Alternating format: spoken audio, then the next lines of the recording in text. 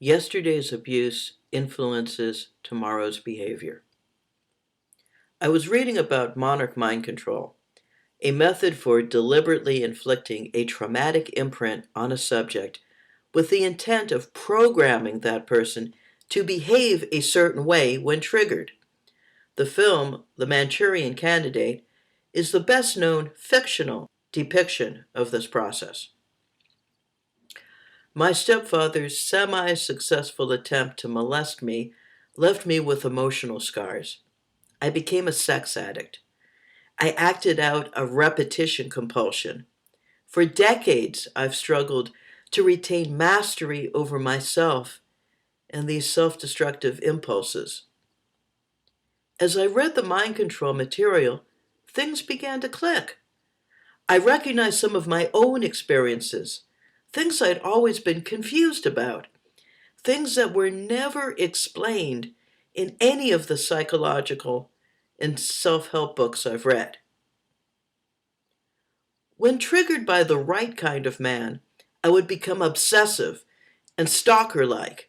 And as I got older and more manipulative, I became more and more successful at seducing and running off with these men. The question here is, what was driving me internally to act this way? It seemed as if there was another side of me, another personality taking over. This other personality had different priorities and needs that absolutely had to be fulfilled, with little regard for the people I was cheating on.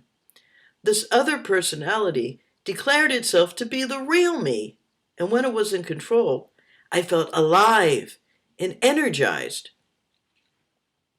This other personality compelled me to behave in ways that were thoughtless, cruel, and hurtful to my significant others. The only reason these significant others ever forgave me was that they all knew about the thing with the stepfather. So there was a context, and I would do my best to explain that it wasn't them, it was me, and these things had to run their course. And invariably, these relationships would run their course, always ending with me getting taken apart and having to put myself back together again. This repetition compulsion almost ruined my life. My relationships were ambivalent. I never had children. I made a lot of bad choices. I hurt a lot of people. I felt bad about myself. I was immoral. I was a cheater. When my last iteration of the repetition compulsion occurred, it had already happened so many times before, I knew it was going to happen before it even did. Therefore, this time, I had the unique perspective of being fully conscious of my process, all the while being powerless to stop it. The oddest thing I noticed was that my secondary personality, which had taken over and was now driving the bus, could not discern the difference between the object of my affections here and the previous object of my affections from 15 years before. As I observed myself, I wondered, why was I being so delusional and absurd, carrying on as though this were a continuation of the previous relationship, which it wasn't. Learning about monarch mind control explains what I experienced. I was able to reverse engineer what happened to me, how, and why, because what happened to me is basically how mind control works.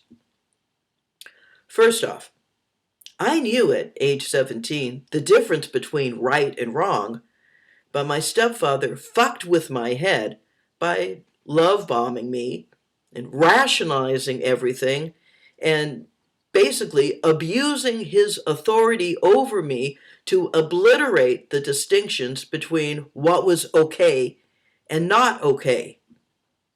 He tricked and manipulated me by making me feel special, desired, and desirable.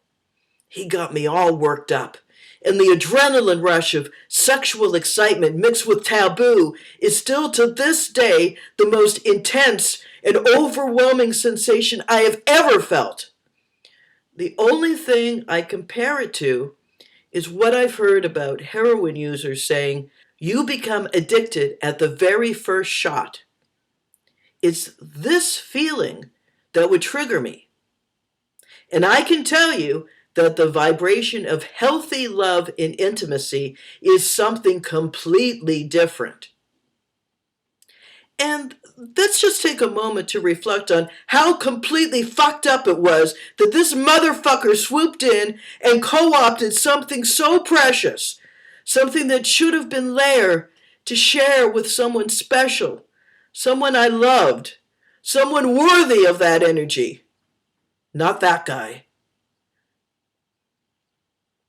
I've described what happened to me as my psyche split.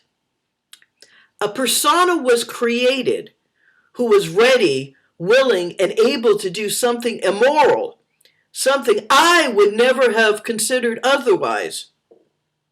And I'm glad I chose to wait. I'm glad we didn't actually do much. It would have been far worse for me if we had. But the trauma of being built up and then knocked down for no good reason, well, that was way too much for me to process. None of this should ever have happened. Everything about it was wrong. Everything about it was insane. And from that point on, whenever I met someone who triggered me, that other persona would reawaken and take control. That persona that was created for the specific purpose of illicit sex and sexual conquest.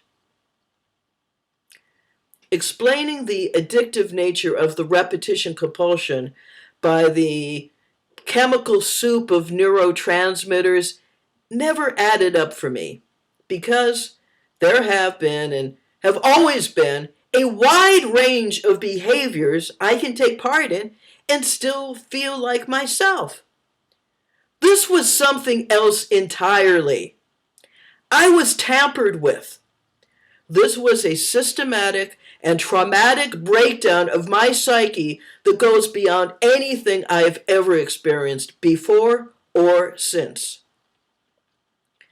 This explains the experience of another self shoving me out of the way and taking over. This explains the compulsive need and drive. The other persona knew no distinction between the boyfriends or cared about the consequences, because this other persona was essentially a program running itself in which people were nothing but objects.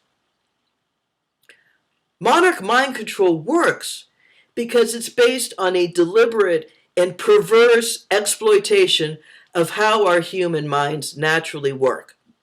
What I went through all those years wasn't because I was a bad person or crazy. I behaved as I did because I was subjected to a certain kind of trauma, which leaves in its aftermath a certain kind of imprint. And if this is what happened to me, then no doubt the same can be said for countless others. No one should have to go through this. No one should have to have their innocence stolen and their future life thrown off course due to what amounts to the insertion of psychological malware, or a better analogy, a computer virus. But it happens. Even when the perpetrator is too stupid to even grasp what he or she is doing. This is the way our human minds operate. The greater our understanding of these things, the better off we are. I hope what I've shared today will help others. If you recognize any of this in your own history, then I commiserate with you. I feel you. But knowledge is power, and every day above ground is a good day. Take your energy back and take your life back. Whenever you uncover some light, let it shine to help others heal from their own wounds. This is After Arts, out.